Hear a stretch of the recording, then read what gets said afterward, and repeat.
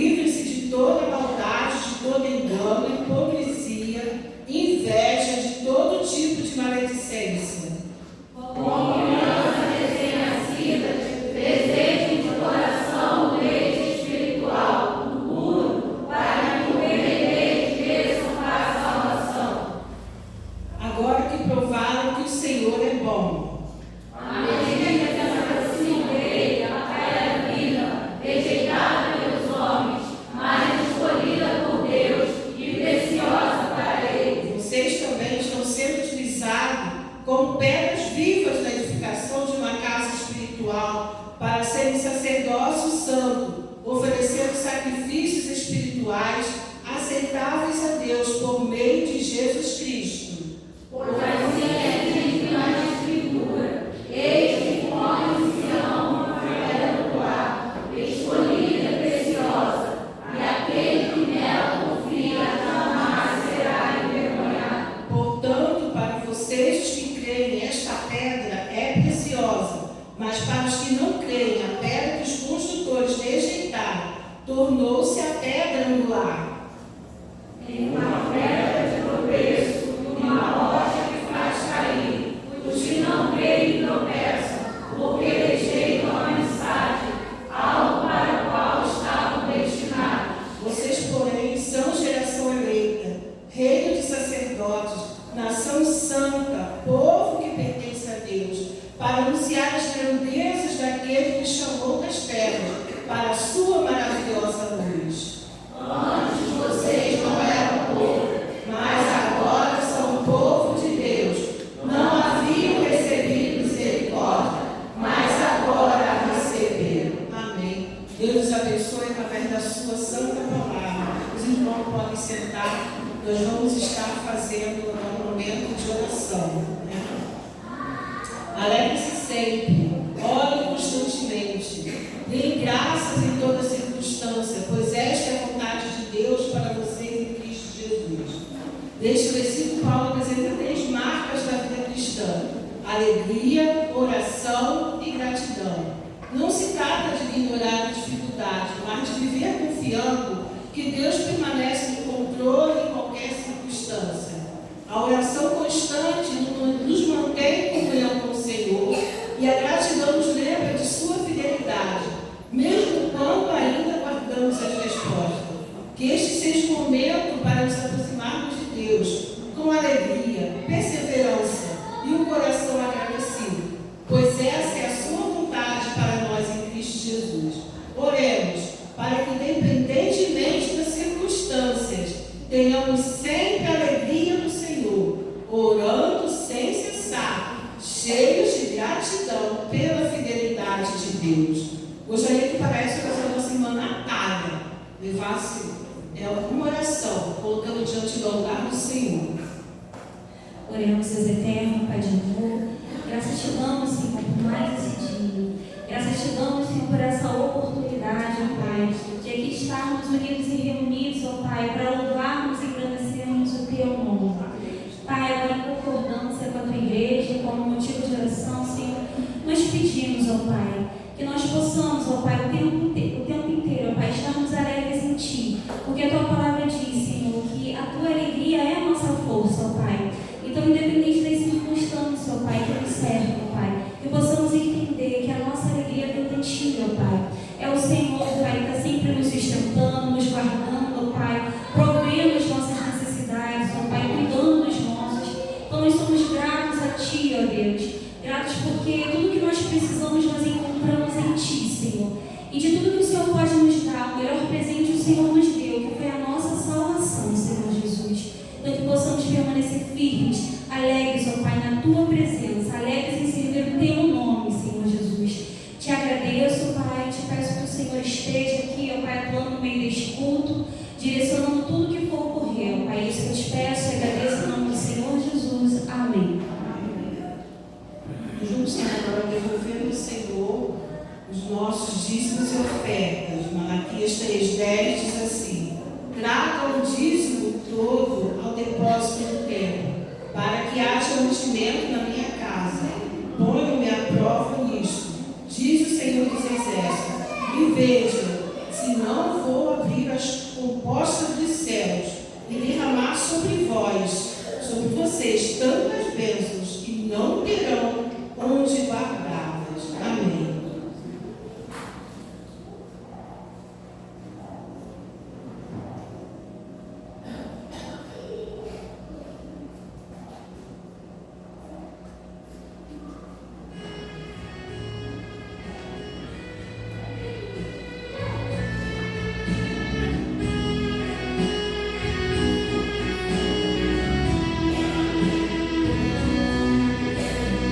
O Senhor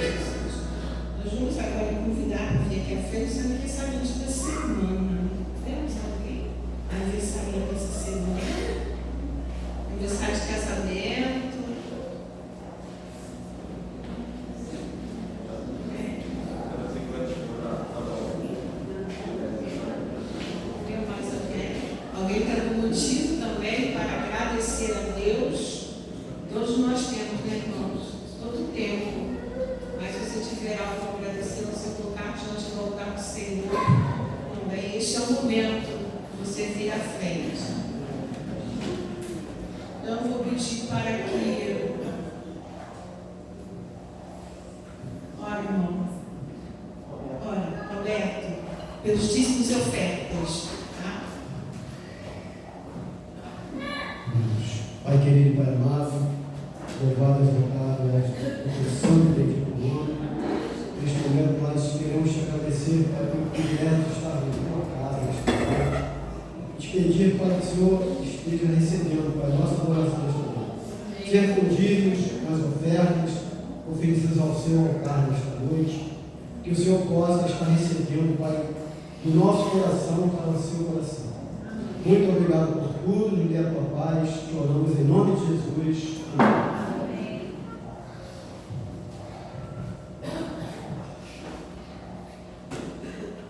Soberano Deus, nós te somos gratos, ó Deus. Gratos porque sabemos o quanto somos amados pelo Senhor. E este amor, ó Deus, é retratado no Senhor Jesus, no seu sacrifício, no seu cuidado, no zelo qual o Senhor tem para cada um de nós, ó Deus. Sabemos que neste mundo nós passamos por provas, por dificuldades, mas em todo momento sabemos que o Senhor se faz presente, Pai. E nós te louvamos porque nesta sua fidelidade nós recebemos escapes, livramentos, bem como discernimento de como agir, de como atuar. Então, nesta noite, Deus, eu te peço que o Senhor esteja atuando sobre as nossas vidas, primeiramente, para que não percamos de vista essa bênção que é ter a Ti como Senhor das nossas vidas, mas também, ó Deus, de sempre vivermos uma vida confiante no Senhor, Pai. E por isso nós te entregamos a vida da Iris. Ó Deus, que o Senhor esteja tomando aquela jovem em suas mãos, faça com que a sua recuperação seja completa, mas que o Senhor toque não somente no seu físico, mas na sua alma, na sua mente, que ela possa, ó Deus, viver em novidade de vida, fortaleça a vida física, mas também a espiritual, que ela possa ter um encontro com o Senhor Jesus, esteja atuando na vida da sua mãe, bem como do seu pai, de toda aquela família, que o Senhor faça morada em cada coração, ó Deus.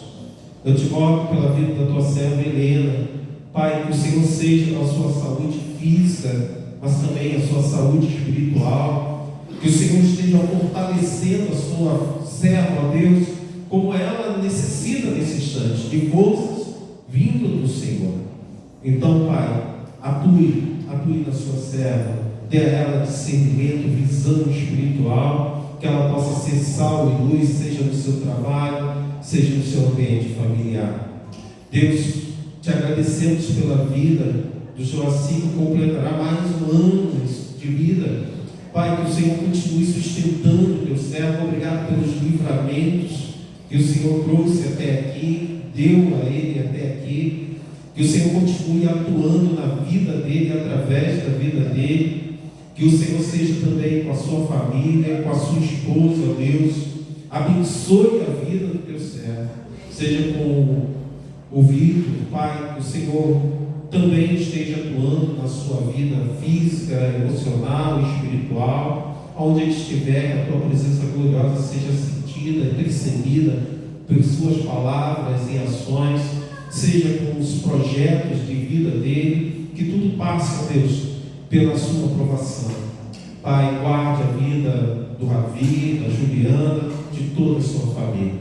Obrigado, Deus, por tudo que o Senhor tem feito nas nossas vidas. Graças nós te damos em nome de Jesus. Amém. Amém. Gostaria de convidar à frente o louvor e vida,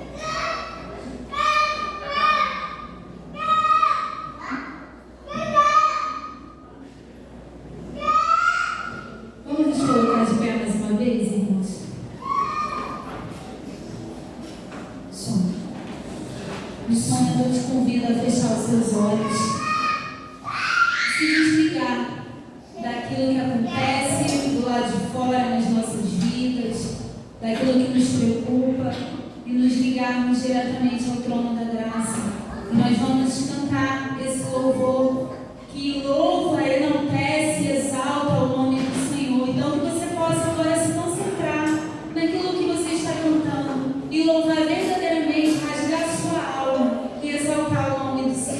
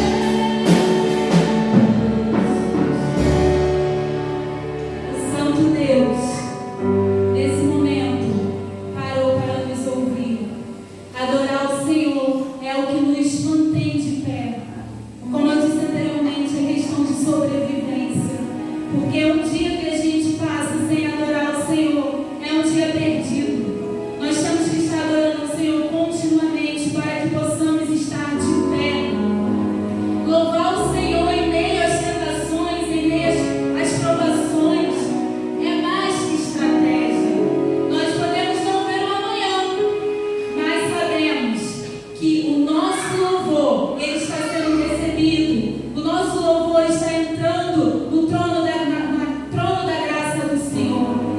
Então nós precisamos continuar louvando e exaltando o nome do Senhor todos os dias da nossa vida, com a nossa vida.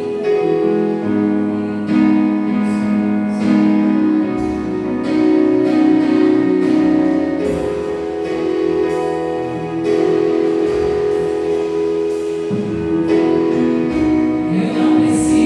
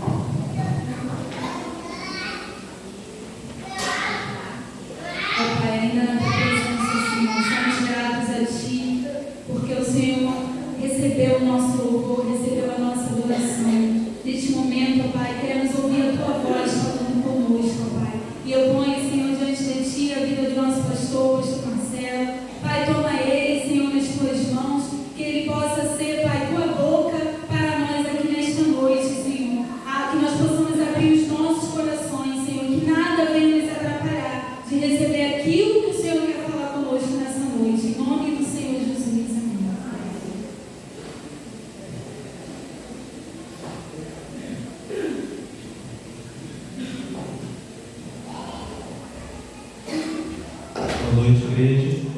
Chamar as crianças.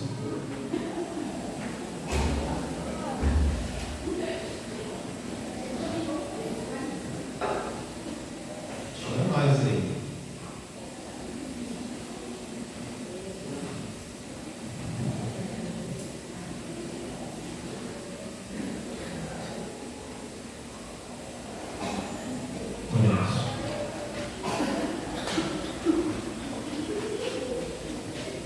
Aqui, Gael, aqui, ó, vem pra cá, vem. O culto, vai pro culto. Vem.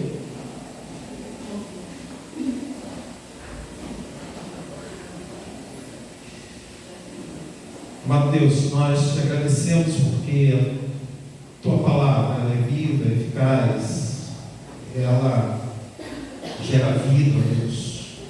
Nesta noite, mais uma vez, que a tua palavra, Deus, possa atingir, cheio nosso coração, ó Deus, possa falar a nossa alma. E eu te peço isso não somente para o nosso momento aqui, mas também para os pequeninos do Senhor. Que o Senhor abençoe a vida deles, que aquele momento seja um momento de aprendizagem e crescimento também para eles, que eles possam ter alegria no Senhor, Pai. É o que eu te rogo, te peço em nome de Jesus. Amém.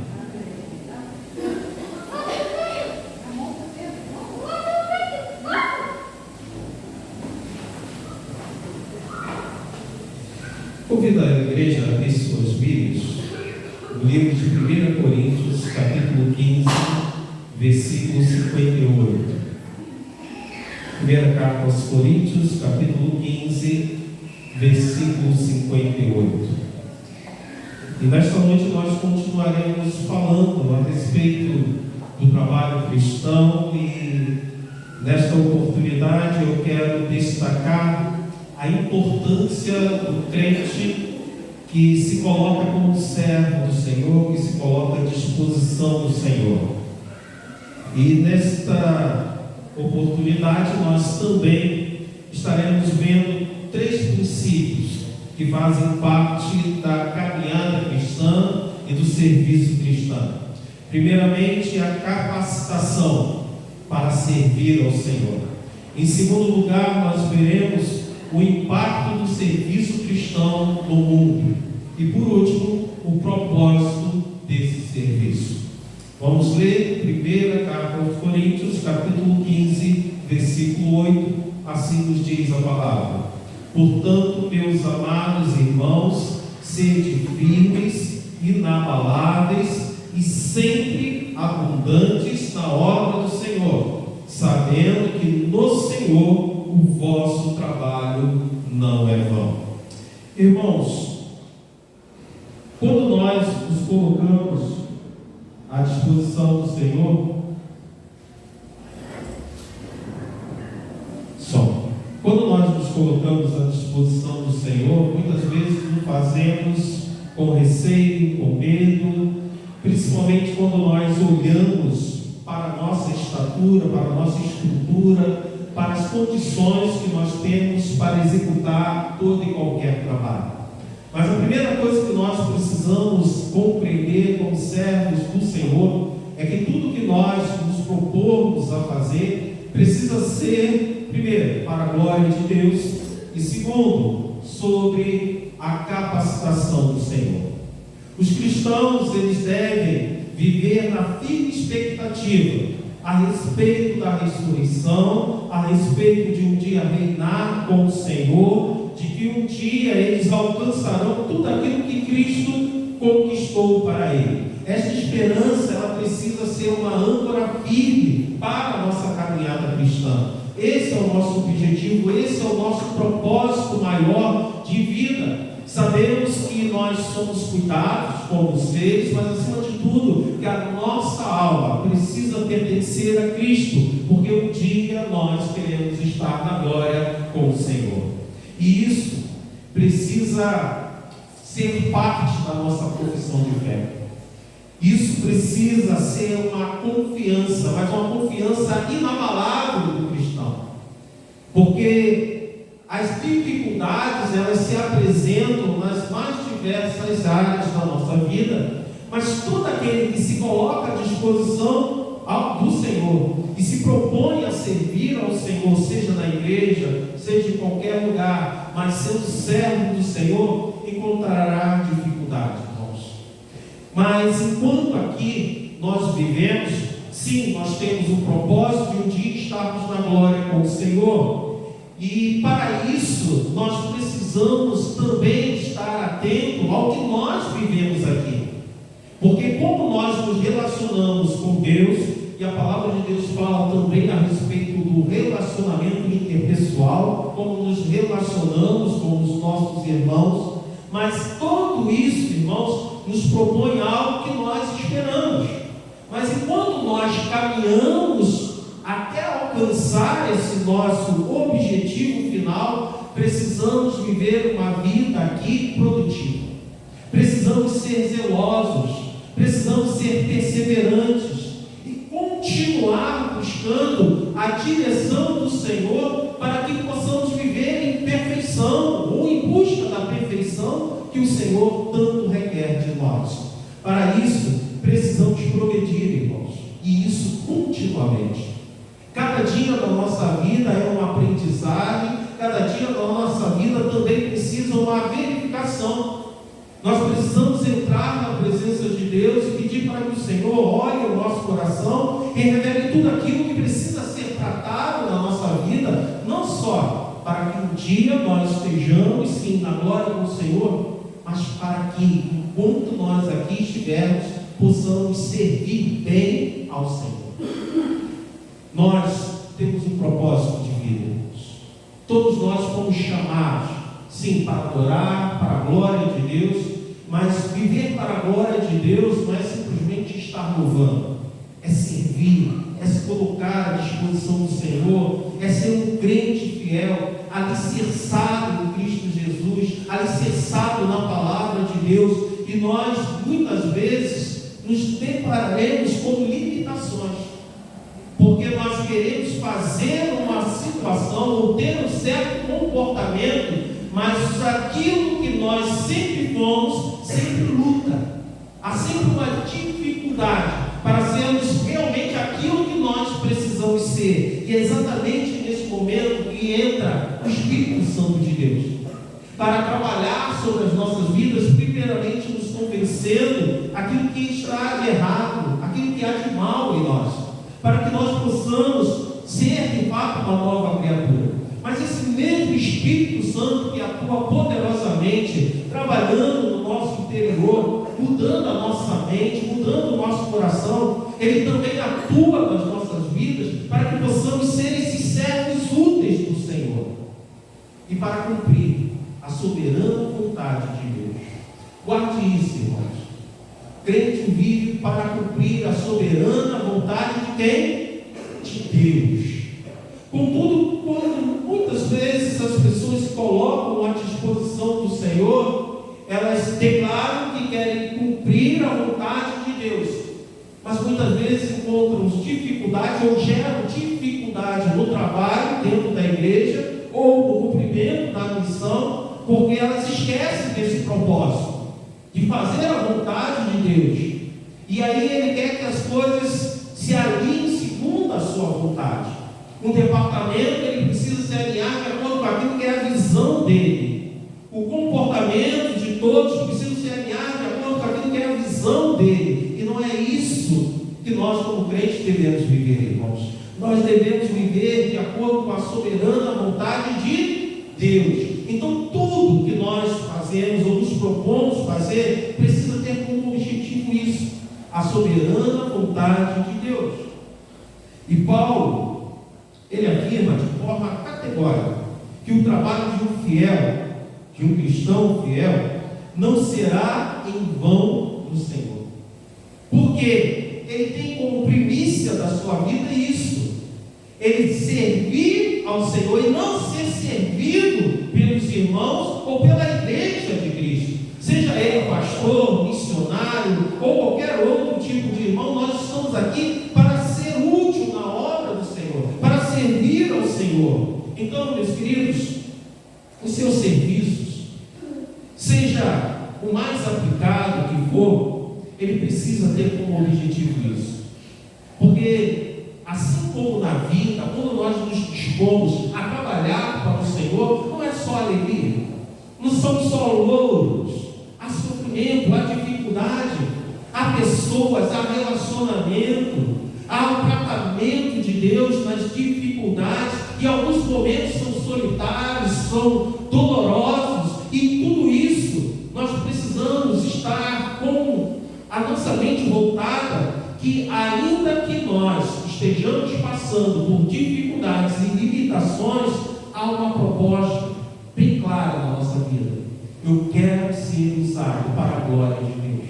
Eu preciso ser usado para a glória de Deus. Quando nós perdemos essa visão, queridos, isso fica em vão. Nós nos tornamos improdutivos e muitas vezes contrário ao andamento da obra do Senhor. Porque nós estamos focados no nosso interesse, estamos focados naquilo que nós queremos e deixamos com que o Espírito Santo de Deus atue sobre as nossas vidas. E isso ocorre também para os momentos que nós temos que executar alguma coisa, olhamos a tarefa que está diante de nós e nós ficamos com medo. Porque nós enxergamos o quê? Não o Senhor, mas olhamos para nós, olhamos para aquilo que nós somos. E Deus é maravilhoso, o Espírito Santo de Deus, ele é maravilhoso e é poderoso, irmãos. Eu lembro que uma vez, ao terminar a mensagem, eu pensei, misericórdia, Senhor. Que mensagem enfadonha e fraca. E como de costume, saí, fui cumprimentar os irmãos, estava cumprimentando os irmãos e a porta, e passou uma irmã e agradeceu e falou com muita sinceridade, pastor, olha, a mensagem falou tremendamente ao meu coração. E aí ela começou a destacar os pontos da mensagem, e eu olhando para ela e falando, glória a Deus, irmão, glória a Deus. Mas aquele dia, mais do que nunca, eu estava falando glória a Deus, irmãos, porque tudo que ela estava destacando, eu não falei nada. Tudo que ela falou ali não tinha nada do que eu tinha falado na mensagem. Parece que aconteceu um culto diretamente só com ela, porque não tinha nada ali.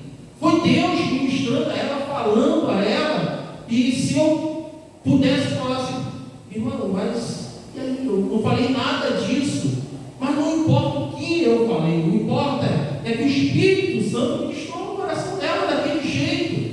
Foi aquilo que ela precisava ouvir, daquela forma que o Espírito Santo ministrou no coração dela. Como que é isso, pastor? Eu não sei, eu não preciso entender.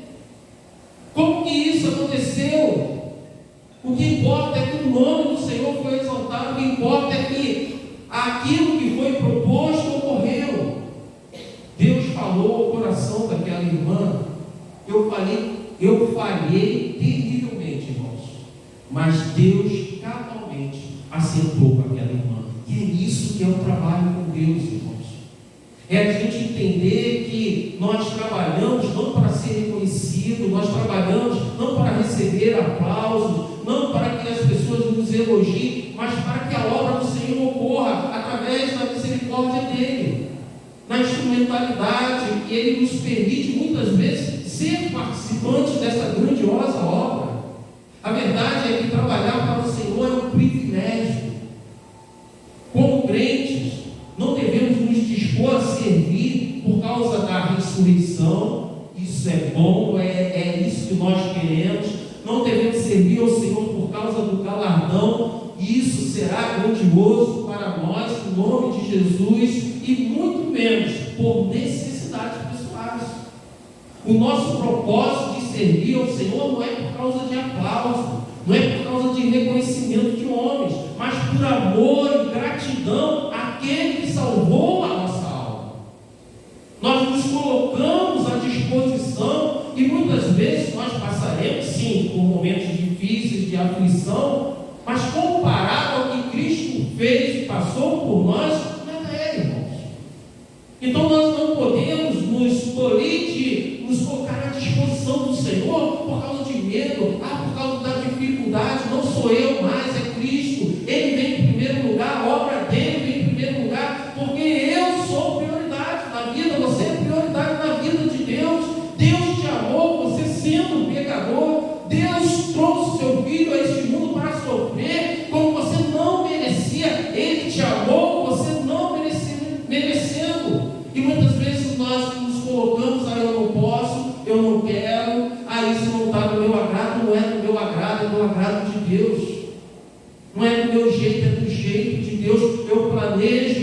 forma, mas é o Senhor que precisa conduzir de acordo com o Espírito Santo.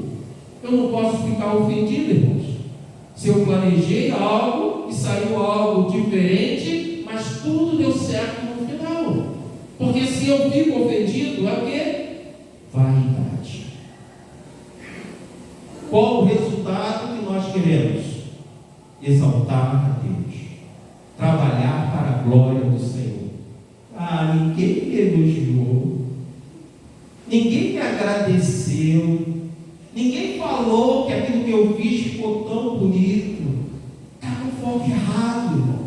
Precisa ser tratado, precisa ser trabalhado no seu coração. O dom do adorador, ele pode até começar com um sentimento, por exemplo, de obrigação de servir. Eu tenho que servir porque eu sou crente, eu tenho que servir porque eu sou batizado agora. Mas no decorrer da sua caminhada cristã, o seu sentimento para com Deus precisa mudar. Ele precisa servir por amor, ele precisa servir por gratidão, ele precisa progredir na sua vida espiritual, na sua maturidade cristã. E ele precisa aprender a fazer tudo de todo o coração. Ele precisa se entregar e se dedicar integralmente ao Senhor. E aí, irmãos, o Senhor atuará sobre as nossas vidas e através das nossas vidas. O cristão, ele sabe que ele foi conquistado para isso. Ele foi conquistado para servir, ele foi conquistado para multiplicar, ele foi conquistado para ser um instrumento nas mãos de Deus. Ele precisa saber que ele é como Israel. Israel estava no cativeiro lá no Egito, e o Senhor o retirou daquele local para que ele pudesse ir por uma situação de um povo liberto. Para quê? Para adorar ao Senhor, para servir ao Senhor, para dedicar-se ao Senhor e fazer isso em adoração sincera. E assim, em seu coração, há o mesmo sentimento. Precisa ter o mesmo sentimento. No meu coração, precisa ter esse mesmo sentimento. Eu fui resgatado, eu fui comprado por um alto valor, por um alto preço, mas com um propósito. Não de continuar com a antiga vida improdutiva ou com mau testemunho. Eu fui resgatado, eu fui tirado daquele local, eu fui comprado por um alto preço, mas com um propósito de servir ao Senhor, de adorá-lo. E aí, quando nós entendemos isso, nós poderemos dizer, como Davi disse lá no deserto de Judá, que está escrito lá no Salmo 63, versículo 1: ó Deus, Tu és o meu Deus forte, e te busco ansiosamente, a minha alma tem sede de Ti. Eu tenho desejo pelo Senhor, eu tenho um sentimento constante de falta. É como a água, de fato, que constantemente eu preciso beber, eu preciso me saciar de Deus, e esse saciar-se de Deus é me colocar próximo a Ele, eu me colocar à disposição dEle. Eis-me aqui, Senhor. Faça da minha vida aquilo que o Senhor bem entender, porque Tu sabes o que é melhor para mim. Esse tipo de amor e dependência de Deus, irmãos, ele traz impacto para a vida do crente. Ele faz com que tudo que ele se propõe a fazer seja com alegria, seja com amor, e traz um impacto também para os momentos difíceis. Ainda que as pessoas te rejeitem, ainda que as pessoas não te reconheçam, ainda que as pessoas venham a falar mal de você, você sabe que o teu propósito é servir ao Senhor, é se dedicar ao Senhor. Então, quando as pessoas se levantam, não se levantam contra você. Se você está vivendo para a glória de Deus, se você se propõe a fazer a vontade do Senhor e quer estar alinhado com isso, quando serve ao Senhor, quando vem alguma retaliação, não é contra você, é contra o próprio Deus, porque você pediu permissão ao Senhor, você pediu a direção do Senhor, você está em comunhão com o Senhor, está buscando fazer a vontade de quem? De Deus. E quando nós servimos ao Senhor, irmãos, traz um impacto também externo. Toda igreja, ela precisa de um obreiro.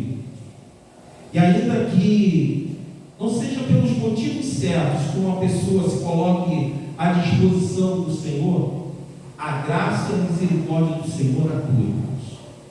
Ainda que seja aquela pessoa vaidosa, aquela pessoa que quer elogio, aquela pessoa que muitas vezes, infelizmente, né, a gente tem que reconhecer, muitas vezes causa problemas, né? Ainda assim, a atuação de Deus ocorre.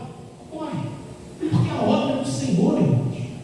Pode uma pessoa tentar atrapalhar a obra de Deus, que no final o que vai ocorrer vai ser a vontade do Senhor. Na igreja de Cristo é a vontade do Senhor que sempre vai prevalecer. Chegará um momento que o Senhor separará o joio e o trigo, mas a ação de Deus será constante.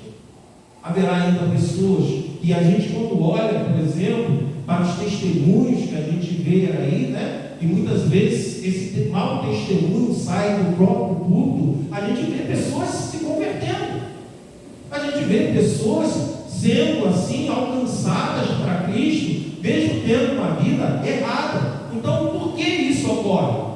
Porque a obra é do Senhor, a graça e a misericórdia de Deus atua nessa vida. Então, queridos, nós precisamos entender que há um impacto da ação de Deus na vida daquele que se coloca à disposição do Senhor. Mas esse impacto também ocorre no seu entorno, ocorre com as pessoas com as quais ele se relaciona. Ele busca alcançar a vontade de Deus para a vida dele, mas essa vontade de Deus para a vida dele também leva para a vida das outras pessoas. Assim deve ser o servo do Senhor. Todo servo de Deus deveria se colocar à disposição do Senhor. Todo servo de Deus. Eu não sei tocar, eu não sei cantar, eu não sei fazer isso, eu não sei. Sempre há algo para fazer na casa de Deus. E eu vou te dizer, tudo e todo qualquer departamento ou envolvimento que você tenha, sempre será com um propósito maior. Sempre terá como motivo, como propósito, alcançar vidas para Deus. A zeladoria ajuda-nos com cuidado do tempo, mas tem como propósito final, lá juntando tudo, alcançar vidas para o Senhor. A pessoa que cuida do tempo, quando você olhar o propósito final, você vai ver que também haverá esse propósito, alcançar vidas para o Senhor. Então, independentemente da função, do departamento que nós atuamos, nós sempre vamos contribuir para esse propósito, ou sempre devemos estar atentos e preocupados em contribuir para esse propósito. O que eu estou fazendo é para alcançar vidas para o Senhor. Por isso, precisamos considerar como muito importante todo e qualquer serviço que nós nos propomos a fazer.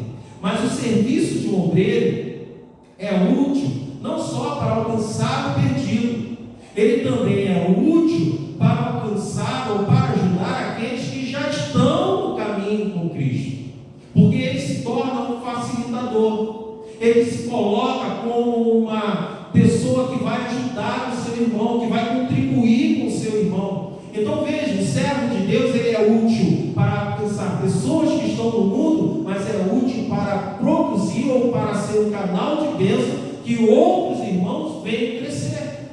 E aí pode ser um professor de escola bíblica, pode ser um dirigente de culto, ele pode ser qualquer coisa, mas ele tem como objetivo isso: eu quero ser um instrumento nas mãos de Deus. A maravilhosa graça de Deus nos alcança de várias formas, irmãos, mas ela não é somente para nos abençoar, é para nos fazer também instrumentos na mão de Deus. Eu quero dar um exemplo, eu sei que ela vai ficar vermelha aqui, vai corar, né? Quero dar dois exemplos, uma está, a outra não está. A irmã Luciana e a irmã Margarete, elas têm as suas profissões seculares, elas são professoras, né? Ela trabalha com educação. Então, se provavelmente elas pegarem a história de vida delas e lembrar de algumas pessoas ou viessem encontrar com outras pessoas, elas verão, por exemplo, crianças que estiveram com elas, tiveram contato com elas e que hoje se tornaram outros educadores. Ou seja, elas influenciaram, ajudaram outras pessoas e essas pessoas estão ajudando outras pessoas. Senão, não tem lá médicos, advogados, dentistas e outros profissionais que sejam. Mas essas pessoas, elas foram instrumentos de Deus para que pudessem ajudar outras pessoas. Isso eu estou falando, irmãos, do trabalho secular. Nós estamos falando da importância de educadores seculares, que são muito importantes. Mas a Igreja de Jesus, e mais especificamente, o crente compromissado com a obra do Senhor, é algo extraordinário, é algo maravilhoso, porque os irmãos não entraram em nenhuma faculdade para exercer, de repente, aquela função. Quem foi ensinado aqui a amar como Cristo amou numa escola? É Cristo que produz em nós esse amor, irmão. Quem foi ensinado a perdoar, a agir com misericórdia, de consolar a outra pessoa, de dar uma palavra direcionada, de incentivar, e aí nós estamos trabalhando com os adolescentes e começamos o trabalho mais específico hoje. O nosso propósito é sim que eles cresçam espiritualmente, mas esse crescimento espiritual alcançar o lado de fora, deles serem instrumentos de Deus, canal de bênção para que vidas que estão lá fora sejam abençoados. E eles não serão somente médicos, não serão somente advogados, não serão somente professores, mas serão servos de Deus, instrumentos poderosos do Senhor para executarem suas tarefas, mas sobre a unção do Senhor. Amém? Em nome de Jesus, Senhor. Em nome de Jesus. Então, queridos, sem especialização, sem faculdade, sem doutorado, um crente que se coloca à disposição do Senhor é tudo diferente, irmãos. É tudo diferente. Porque ele lida com questões que muitas vezes um profissional não vai saber lidar. Porque não é somente aquela pessoa que gera dificuldade. Não somente aquela pessoa que está ali naquele grupo, naquele ambiente, que tem uma vida difícil, não. Há uma questão espiritual envolvida ali, de repente, naquela vida, mas acima de tudo, na vida do crente. É o Espírito Santo atuando na vida dele, não somente para abençoar a igreja, para ser um instrumento que edifica a igreja, mas que também edifica as pessoas que estão lá fora. Então veja o que é o servo de Deus. O servo de Deus, ele não trabalha só dentro da igreja, ele trabalha também lá fora, porque ele, a todo instante ele é servo de Deus. Ele vive para isso, ele vive para a glória do Senhor. Tudo que ele faz, ele tem em mente que tudo é muito maior que ele, porque tudo é Deus, é por Deus, é para Deus. E aí ele vive, como o apóstolo Paulo fala lá em 2 Coríntios capítulo 4, versículo 15. Desculpa, 2 Coríntios capítulo 2, versículo 14 e 15. Mas dou graças a Deus, porque unidos com Cristo, somos sempre conduzidos por Deus como prisioneiros no desfile de vitória de Cristo, como perfume que se espalha por todos os lugares. Somos usados por Deus para que Cristo seja conhecido por todas as pessoas. Somos usados por Deus para que Cristo seja conhecido por todas as pessoas. Então o Senhor vai te usar no teu trabalho secular, no teu dom, na tua habilidade, na igreja, mas fora de lá também. As pessoas têm que te ver como cristão aqui dentro da igreja, mas lá fora também. As pessoas têm que sentir a condução dentro da igreja, mas lá fora também, porque a tua vida é como um desfile diante das outras pessoas. A mensagem que é passada pelo mundo é que devemos vencer toda a hipótese, irmãos, que o mundo é dos fortes, poderosos e capazes. A Bíblia ela não nega a respeito da importância da vitória, ela não nega a importância de ter capacidade, de ter o poder, mas só que ela leva para um nível diferente da visão humana. Porque a visão humana entra a questão da capacidade. A visão secular é que a vitória ela é pela capacitação humana. Nós precisamos sim de tudo isso, mas a nossa força, o nosso poder, a nossa capacidade, ela não é nossa mesmo. Ela vem através da ação do Senhor sobre as nossas vidas. Ela vem através de uma situação de Deus na nossa vida. E ela é tão contrária, irmãos, que para que nós começamos a viver uma vida de vitória, nós precisamos primeiramente perder. O mundo fala, você precisa ganhar, você precisa conquistar, você precisa alcançar. Cristo não, a palavra de Deus não. Ela fala que você primeiro precisa perder, para que você possa assim começar a conquistar. Porque lá em Mateus capítulo 16, versículo 25, o Senhor disse: pois quem quiser salvar a sua vida, a perderá. Mas quem perder a própria vida, por minha causa, a encontrará. O princípio da nossa vitória começa priorizando os interesses de quem? De Deus, não os nossos. Em vez do nosso interesse, nós precisamos nos preocupar com aquilo que é interessante para Deus. E isso envolve fé, irmãos. Isso envolve confiança em Deus. Porque muitas vezes você vai ter que abrir mão daquilo que você acha que está sob o teu controle. O teu bem-estar, você se sentir tranquilo.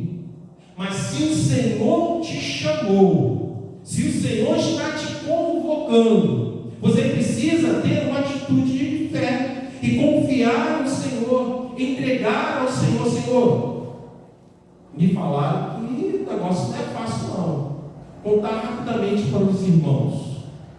Quando fui chamado para ser pastor da igreja, os irmãos que aqui estavam, sabem muito bem de como nós estávamos, na situação de igreja. E a situação de história, de tudo aquilo que a gente viveu, não era uma situação muito inspiradora. Então a primeira coisa que houve foi a questão da dúvida. Vai passar por tudo aquilo que as outras pessoas passaram? Vai ter que lidar com tudo aquilo que as outras pessoas passaram? Você tem condições? Eu falei que eu não tinha. Para Deus, falei que não tinha. Mas se o Senhor estava me chamando, eu sei que receberia. De vez em quando eu me deparo, irmãos, com uma situação, falei: Senhor, naquela época, lembra que eu falei que não dava, E aí o Senhor fala: sim, olha só, mais uma vez eu estou provando, a misericórdia do Senhor mais uma vez atua. E o Senhor mais uma vez, pacientemente mostra: aí, por que está duvidando? Por que está questionando? Por que está aí sofrendo? Sou eu, Senhor, da igreja. Queridos, é assim que nós precisamos viver, irmãos. O nosso Deus é cheio de graça e misericórdia. Ele sabe a nossa capacidade. Mas se nós confiamos no Senhor, nós precisamos abrir mão disso. Não é por nós, não é porque nós temos condições, mas é pelo que o Senhor há de fazer na nossa vida e o que Ele quer fazer através da nossa vida. Paulo, ele agrava essa visão de submissão total, comparando o crente a prisioneiros que são levados como triunfo, quando derrotados em batalha, que nós acabamos de ler no versículo anterior. Então entenda o que Paulo está falando. A pessoa foi derrotada numa guerra, ela agora se tornou um escravo, e ela está sendo colocada à frente daquele que conquistou ela como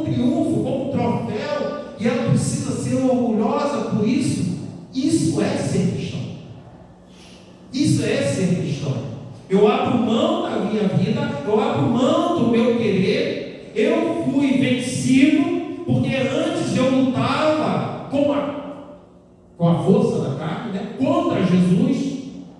Eu muitas vezes rejeitava a ação do Espírito Santo de Deus sobre a minha vida, e eu fui derrotado, e louvado seja o Senhor por isso, irmãos. E agora eu preciso sim, como escravo de Cristo, passar por esse desfile, ir à frente daquele que me conquistou, e ele me exibindo, me colocando: olha, eu conquistei esse aqui, ó. Esse agora é meu escravo, esse agora é meu servo. Para o mundo lá fora isso é humilhação, para o crente não. Para o crente isso é orgulho. Para a pessoa lá fora falar: agora você é um escravo, ela vai falar: então você precisa andar de cabeça baixa. Nós não, precisamos olhar para o alto e agradecer ao Senhor, porque fomos sim derrotados, irmãos, mas conquistados pelo amor de Cristo. Somos nova criatura. E esse desfile é para mostrar a ação do Espírito Santo sobre a nossa vida. Olha, aquele era aquele rebelde, esse era aquele revoltado, esse era aquela que dava trabalho dentro de casa, e agora é uma nova pessoa, é um novo ser, é uma nova criatura. Fomos conquistados.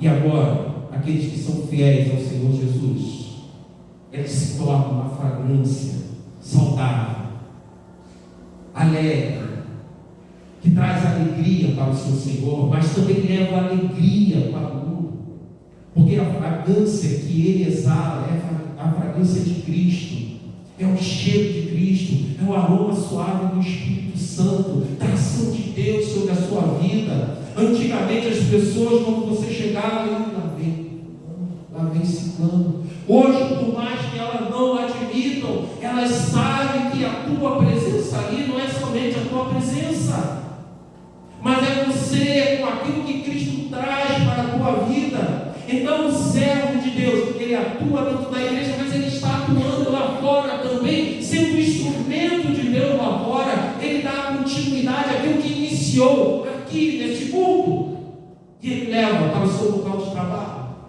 ele leva para os seus relacionamentos, ele leva aonde ele estiver. O crente foi chamado para viver como filho de Deus. 3. De tal forma que o mundo olhe para ele e reconheça não mais um homem, não mais um Joacim, não mais um Jonathan, não mais um Marcelo, o Vinho, o Jonas, não. Mas que o mundo olhe para nós, veja a pessoa de Jesus. Olhe para nós e reconheça os frutos do Espírito Santo. Reconheçam a ação do Pai sobre a nossa vida. Veja em nós a semelhança de Cristo. Olhe para nós e veja algo que gere inspiração. Por mais que ela não saiba, não consiga, que ela tente, mas que ela olhe e veja homens e mulheres e jovens que honram o nome do Pai, que vivem para a glória do Pai, que se comporta como um filho do Deus Altíssimo, que são pessoas diferentes, que têm em si algo que não é deles mesmo, mas eles estão cheios do amor de Deus, cheios da paz de Cristo. Isso elas levam onde elas forem, e esse é o aroma que o mundo precisa, irmãos. Anteriormente, o aroma não era agradável, era o mau cheiro do pecado, daquela pessoa intragável, da pessoa mentirosa, da pessoa encrenqueira.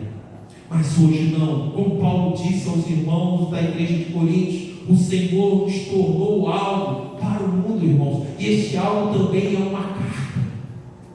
Lá em 2 Coríntios capítulo 3, versículo 2, Paulo fala: vocês mesmos são a nossa carta, escrita no nosso coração, para ser conhecida e lida por todos. As pessoas precisam olhar para a nossa vida, irmãos, e ver algo diferente, uma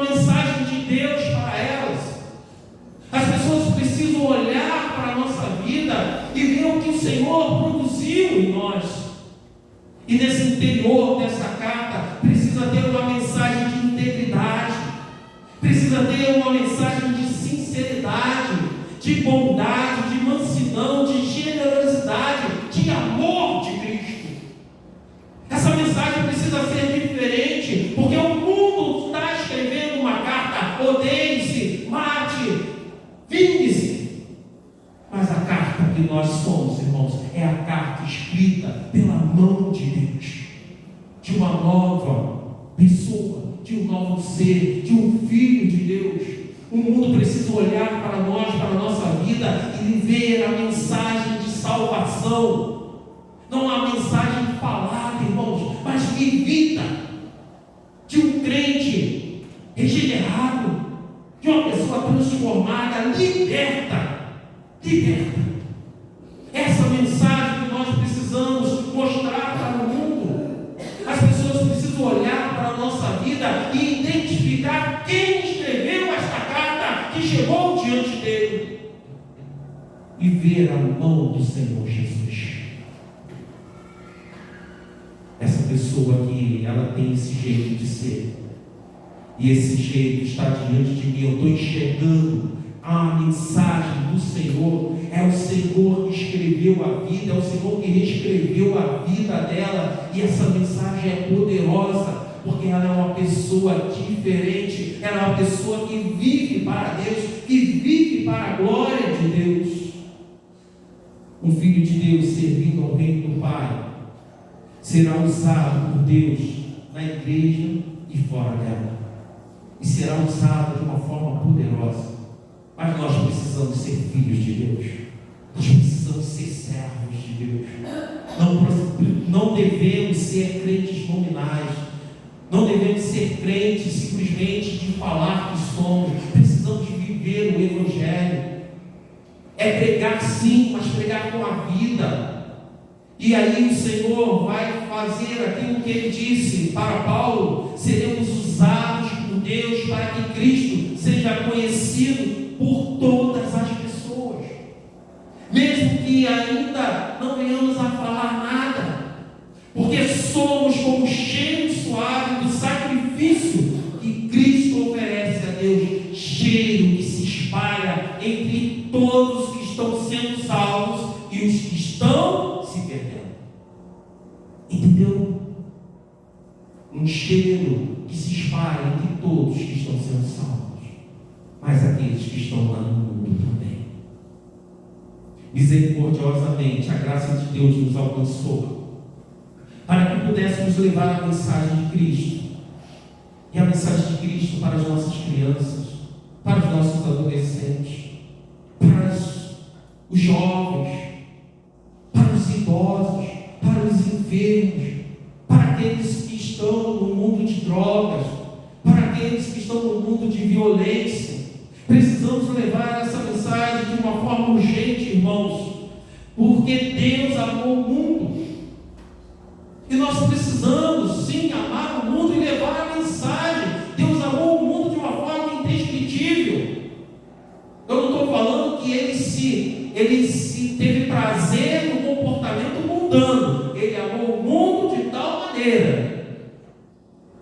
O que ele fez? Para que todo aquele não tem. Amém. Esse é o nosso propósito. Essa é a mensagem que precisa ser entregue, irmãos. Amados, entre nossos irmãos e pessoas que ainda não são, há pessoas esperando um abraço,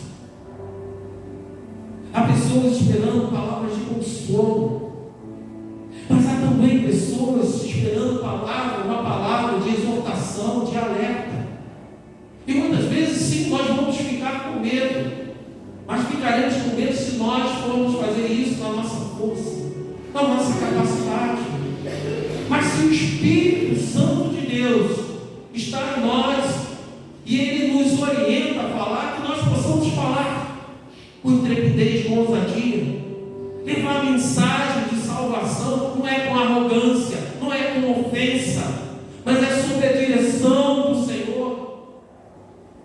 Há uma palavra lá em Provérbios, capítulo 28, versículo 13 ao 14, que diz o seguinte: terá sucesso na vida. Mas Deus tem misericórdia a quem confessa os seus pecados e os abandona. Quem tem o Senhor é feliz, mas quem se revolta contra Ele cairá em desgraça. Quantas pessoas sabem a respeito disso, irmãos? Quantas pessoas que estão lá no mundo sabem a respeito dessa verdade? E bobear, há pessoas dentro da igreja que não vivem com essa verdade. A história da nossa vida pode ter sido trágica, irmãos. Ela pode ter sido voltada para o pecado, para o mundo. Mas agora nós nos tornamos uma carta de Cristo para este mundo. E esta carta precisa estar escrito: onde abundou o pecado, superabundou a graça. Essa carta tem que estar escrito que você é uma nova pessoa, que você tem o teu nome escrito no livro da vida. Elas precisam acreditar que aquele que começou a boa obra na tua vida ainda está trabalhando. E vai chegar um dia que Ele há de completar esta obra. Mas você vai perseverar no Senhor. Em alguns momentos você vai tropeçar, em alguns momentos você vai falhar, em alguns momentos você não vai conseguir cumprir aquilo que você se propôs a cumprir. Mas você sabe que o teu Deus é misericordioso, você sabe que Ele te ama, você sabe que Ele quer sempre te melhorar, e você vai pedir perdão a Ele, você vai voltar para a casa do Pai, e Ele vai fazer mais uma vez aquilo que Ele sempre faz: te amar e te perdoar. Nós entregamos